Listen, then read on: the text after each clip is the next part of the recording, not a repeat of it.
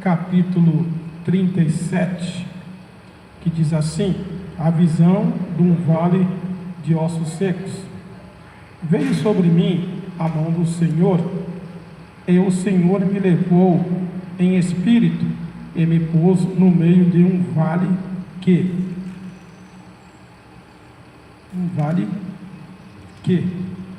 e me fez andar ao redor deles, e eis que eram muito numerosos sobre a face do vale, e estavam sequíssimos. E me disse: filho do homem, poderão viver esses ossos? E eu disse: Senhor Jeová, tu o sabes. Então me disse: profetiza sobre esses ossos, e dize-lhes: ossos secos, ouve a palavra do Senhor. Assim diz o Senhor Jeová a esses ossos: eis que farei entrar em vós o espírito, e vivereis, e porei nervos sobre vós, e farei crescer carne sobre vós, e sobre vós estenderei pele, e porei em vós o espírito, e vivereis, e sabereis que eu sou o Senhor. Então profetizei como se me deu ordem, e houve um ruído enquanto eu profetizava, e eis que se fez um reboliço, e os ossos se juntaram, cada osso no seu osso. E olhei, e eis que vieram nervos sobre eles, e cresceu a carne, e estendeu-se a pele sobre eles por cima, mas não havia neles espírito. Ele me disse: profetiza ao espírito, profetiza, ó filho do homem, e dize ao espírito: assim diz o Senhor Jeová: vem dos quatro ventos, ó espírito, e assopra sobre estes mortos, para que vivam. E profetizei como ele me deu ordem. Então o espírito entrou neles, e viveram, e se puseram em pé um exército grande em extremo. Glória. Amados irmãos, esse é um livro bastante conhecido. Essa palavra também, ela é muito conhecida no meio dos irmãos. E aqui, irmãos, Deus mostra por uma visão que alguns teólogos chamam até de macabra, pelo sentido da visão, porque imagine você ir num cemitério, ou se você se deparar com uma ossada de pessoas mortas, fica uma coisa meio estrondosa, né, irmãos? A nação de Israel desobedeceu a Deus, e Deus trouxe punição para a nação de Israel. Houve 3 cativeiros. Primeiro começou com o rei Nabucodonosor. A nação desobedeceu a lei e foi espalhada pelo mundo por desobediência. E quantos hoje, irmãos, estão espalhados pelo mundo? Quantos hoje abandonaram a Deus? Quantos estão pagando um preço caro no pecado, porque não querem ter compromisso com Deus? Porque a Bíblia diz que Deus só tem compromisso com quem tem compromisso com Ele. Quem não tem compromisso com Deus paga um preço caro. Quantos que começaram na igreja, hoje estão em outras religiões, deram as costas para Deus, assim como a nação de Israel, que foi uma nação abençoada, como minha esposa leu Jeremias capítulo 2, o tempo em que Deus abençoou essa nação, o tempo em que Deus andou com eles pelo deserto, o tempo que Deus fez vários e vários milagres na vida dessa nação, entregou uma lei, profetas, para chamar a atenção da nação, e parece que isso não foi suficiente. É como hoje, irmão. O crente de hoje, ele tem a palavra, tem a Bíblia, ele tem profecia ainda, Deus ainda fala por meio de poucos, mas Deus ainda está falando. E quantos estão dando as costas para Deus? Quantos que não querem mais ouvir uma correção? Não se prega mais correção hoje nas igrejas, hoje só se prega bênção, hoje é só prosperidade, é só materialismo. Isso tem desagradado a Deus. Isso tem desagradado a Deus. O profeta conhecia muito bem a nação de Israel, sabia que aquela nação estava em pecado, e quando ele olha para aqueles ossos, ele sentiu Mas Deus fez uma promessa com Abraão. Ele disse: em ti todas as famílias da terra serão abençoadas. E aquilo que Deus promete, Ele cumpre. Chega o tempo, pode passar os 2 tempos, 3 tempos, mas tudo que Deus promete, Ele cumpre, porque a Bíblia diz que Deus vela pela sua palavra. Aleluia. Mesmo aquela nação rebelde, mesmo desobedecendo a Deus, Deus ia trazer eles de volta. Está se cumprindo, já se cumpriu em 1948, quando a Palestina voltou a ser a nação dos judeus.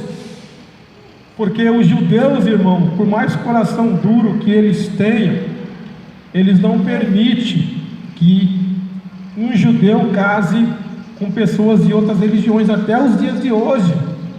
Às vezes a gente até julga, até critica, mas foi uma forma que Deus fez de endurecer o coração deles, para que eles não se misturassem. E é assim que Deus faz comigo e com você.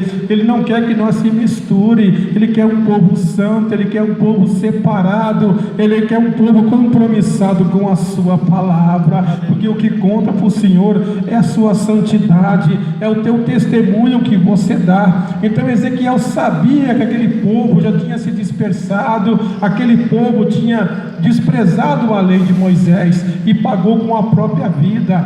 Mas a Bíblia diz que Deus conhece o que são seus, mesmo estando morto. Deus sabe quem foi seu, quem não foi seu. Deus sabe quem serviu, quem não serviu. Deus conhece. E se Ele disser ossos venha, ossos vem. Se Ele disser aonde tiver um morto, esse viverá, porque aquele que crê em Cristo, mesmo morto, viverá.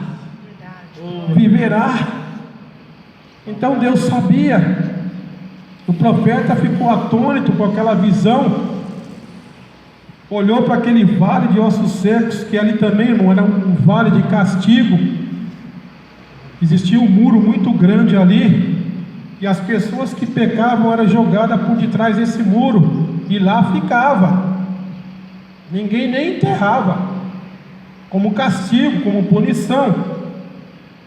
Mas Deus, quando Ele quer fazer uma obra, não tem quem impeça. A Bíblia diz: operando Deus, quem impedirá? Ninguém pode impedir o que Deus quer fazer na minha e na sua vida. Faça sol, chuva, venha o que vier, o inimigo pode entrar no meio, como ele atrapalhou a oração de Daniel, mas no final prevaleceu a oração de Daniel. O anjo veio, respondeu e disse: olha, Daniel, desde o primeiro dia que você colocou o teu coração a orar e a jejuar, o Senhor tem ouvido a tua oração, mas é no tempo de Deus, não é no meu tempo e não é no teu tempo.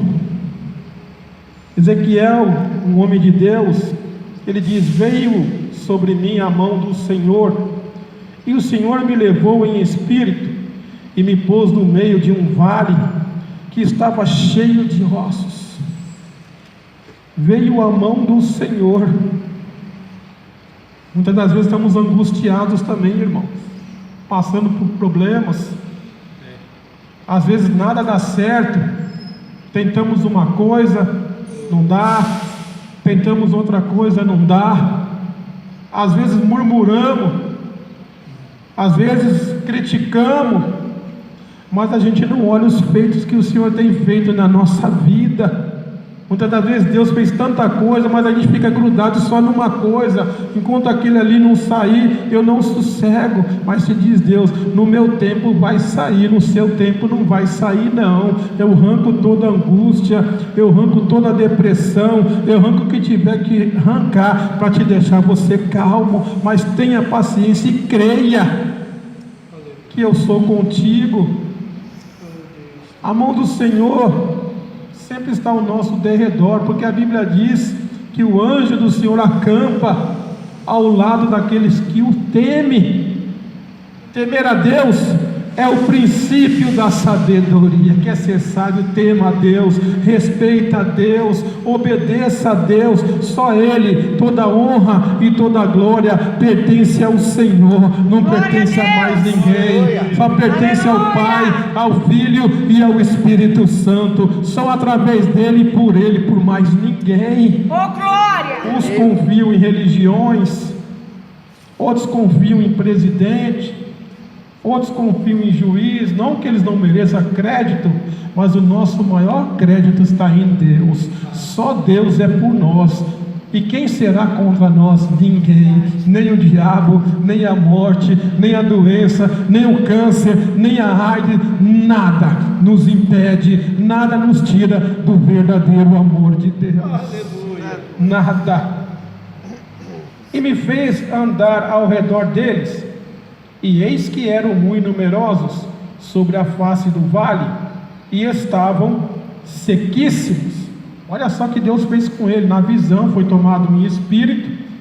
Lógico que ele não estava nesse local. Ele foi levado até esse local, até porque Jerusalém seria tombada, e nessa época não aconteceu, ia acontecer bem depois. Então ele olhou e viu, e o espírito dele olhou tudo, aqueles ossos. Imagine, depois que ele saiu da visão, como é que ele não ficou? Meu pai, assim nós olhamos para certas coisas e não ficamos atônitos mesmo. Olha só o Brasil que nós estamos vivendo. Ontem, acho que eu mostrei, minha esposa não prestou muita atenção, mas entraram num reduto de menores e mataram 7 moleques, tudo de 15 anos. Tiraram de lá de dentro, lá em Minas Gerais, traficantes, não sabe se é traficante, se é polícia, se é milícia, e mataram lá no meio da rua, sem dó e sem piedade. Tivemos agora um terremoto, não sei se foi em Israel, né? Deus, irmão, não está brincando. Deus não está brincando. O homem está brincando com Deus, mas Deus não está brincando. Eu disse aqui outro dia, repito de novo: o diabo está ceifando almas. A Bíblia diz que o salário do pecado é a morte, e o dom gratuito de Deus é vida eterna. Quando essa nação se render para Deus, Deus muda essa nação. Deus muda, Deus tira esse espírito de corrupção desse país, esse espírito de imoralidade que nós temos, homossexualidade, agora é trans. Tudo isso, irmão, é consequência do pecado. As pessoas, elas não combinam essas coisas. Quando você vê o jornal, só se fala que fulano roubou, o outro desviou. Ninguém fala que a corrupção é consequência do pecado, é o homem sem Deus. Jesus disse isso para os seus discípulos em João capítulo 15: sem mim vocês não poderão fazer nada. Essa nação será abençoada um dia. Quando essa nação se render ao Senhor, Deus entra com providência nessa nação. Ele entrou, ele fez uma promessa a Abraão, mesmo o povo pecando contra ele, mesmo o povo se desviando dele, ele disse: mesmo que o povo permaneça infiel, eu sou fiel, porque eu velo pela minha palavra. Às vezes a gente não quer mais acreditar, acha que não vai acontecer, a incredulidade entra, mas se diz Deus, o Espírito Santo confirma: o que eu prometi, eu cumpro, eu vou até o fim, e não vou te levar antes não, você vai ver, para você crer que eu sou na sua vida. Glória a Deus, aleluia. E ele diz assim, e me disse: filho do homem, poderão viver esses ossos? É uma pergunta. E eu disse: Senhor Jeová, tu o sabes. Interessante, irmão, essa resposta de Ezequiel, porque Deus faz uma pergunta: pode esses ossos viver? Ele podia dizer direto: pode. Ou dos nossos olhos carnais, não pode. Ninguém levanta defunto. Ninguém levanta defunto, né, irmão? Do ponto de vista humano, seria impossível. Mas você tem um Deus do impossível. Aquilo que é impossível para o homem é possível para Deus. E Jeremias foi tão humilde que ele disse: tu o sabes. Isso é humildade pura, porque ele conhecia o Deus que ele servia. Ele podia ser direto: não, acho que não, Senhor, está tudo morto, como é que ele vai viver?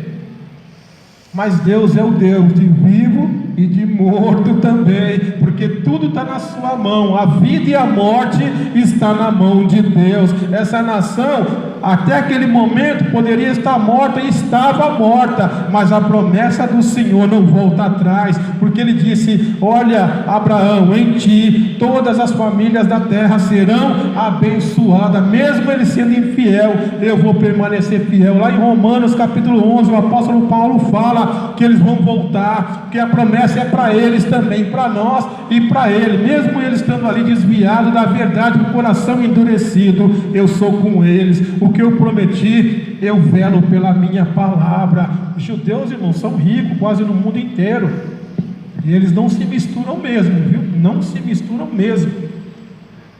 Muitos se desviaram e estão pagando um preço também pelo desvio, né? Adolfo Hitler, segundo a história, matou 6 milhões de judeus. Mussolini, segundo a história, matou 11 milhões de judeus. Eles podem fazer o que eles quiserem, o diabo está ceifando, mas se diz Deus: eu sou na sua vida, é povo meu, a minha herança, a minha promessa, ninguém quebra. Pode morrer quantos morrer, mas essa família, esse povo é meu, e a última palavra é minha. Eu dou a sentença, é eu que absolvo, é eu que condeno. Eu sei que eles erraram contra mim, mas eu amo essa nação, como amo aqueles que estão comigo, e aqueles que estão comigo, pode ter certeza, vão até o fim. Isso era uma promessa de ressurreição, já tinha no Velho Testamento. E Ezequiel foi tão humilde que ele disse: tu sabes. A mesma coisa foi com o apóstolo Pedro. Jesus precisou perguntar 3 vezes: Pedro, tu me amas? Ele foi seco: te amo. Mas para Deus não foi suficiente.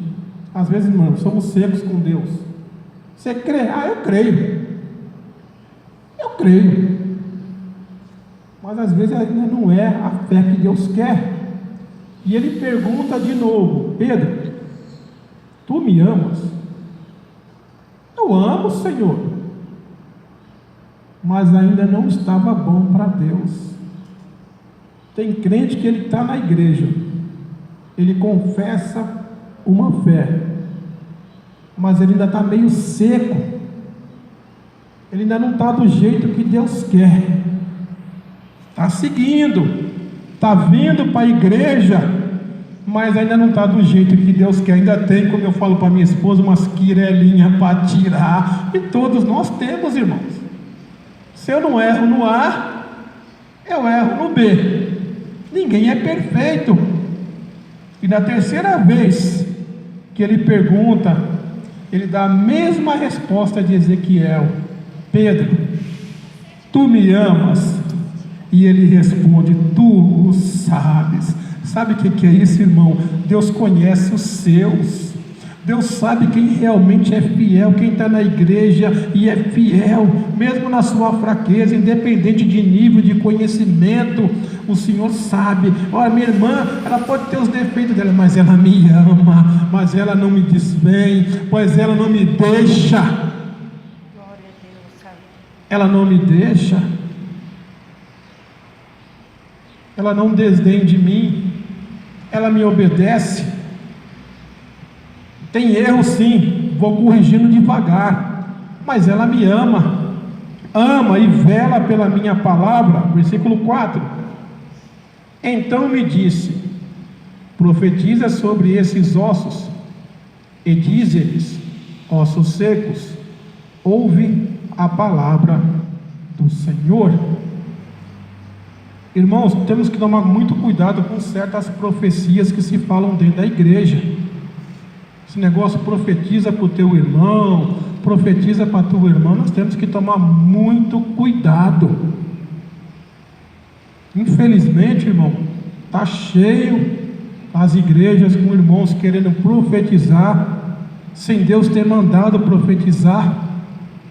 Abençoado, nós já somos. A partir do momento que aceitamos Jesus como nosso fiel Salvador, somos abençoados. Eu não preciso profetizar bênção na sua vida, me perdoe. Não precisa, irmão. A palavra de Deus já nos abençoa. Estar na presença de Deus é ser abençoado. Gozar das suas promessas, isso vai da nossa fidelidade para com Deus. Ele falou no livro de Mateus: buscai primeiro o reino de Deus e a sua justiça, e todas as demais coisas vos serão acrescentadas. Nós temos que crer nessas promessas. Foi feita lá atrás para Abraão, está de pé até os dias de hoje, porque Deus não volta atrás com a sua palavra, Ele vela por ela. Ele disse: profetiza, porque Ezequiel sabia, era homem de Deus, era fiel a Deus, e o Espírito Santo tinha confirmado: pode profetizar. Quando eu mando profetizar, algo acontece. E Ezequiel, mais do que rápido, versículo 5: assim diz o Senhor Jeová a esses ossos: eis que farei entrar em vós o Espírito, e vivereis. Então Ezequiel cumpre a ordem de Deus, e ele profetiza sobre aqueles ossos, e a Bíblia diz que um vento, e esse vento simboliza o Espírito Santo de Deus vindo e trazendo o Espírito, porque Deus sabe onde tem os seus, aonde Deus fala, se Ele mandar chamar, o Espírito conhece. João 10, versículo 4: as verdadeiras ovelhas conhecem a voz do seu pastor, e se vier outro pastor e lhes falar, elas não lhe darão ouvido. Aonde tiver um crente fiel, aonde houver um judeu fiel, Deus conhece pelo nome. Ele conhece pelo nome. E Ezequiel profetizou sobre esses ossos. Versículo 6: primeiro ele chama o Espírito. Aqueles ossos começam a reviver, começa a vir carne sobre os ossos. Logo em seguida ele fala: vem os tendões. Mas faltava uma coisa, irmão: o Espírito de vida. E esse Espírito de vida, só quem pode dar é Deus. Só Deus. Ele é o dono da vida e é o dono da morte.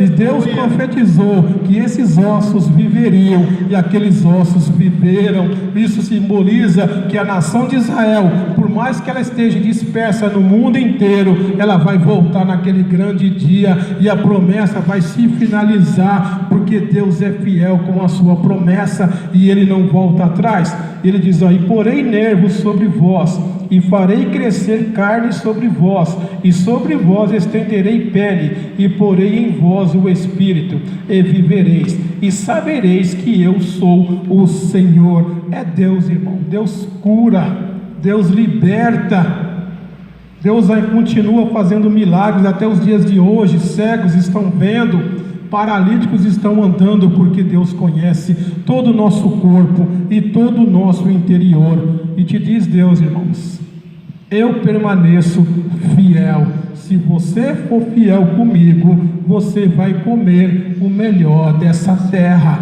Assim como eu fui com Israel, eu sou com a igreja de hoje. Mas aqueles que me obedecem e amam a minha lei. Amém? Foi isso que Deus colocou no meu coração, e eu agradeço até pelo dia de hoje.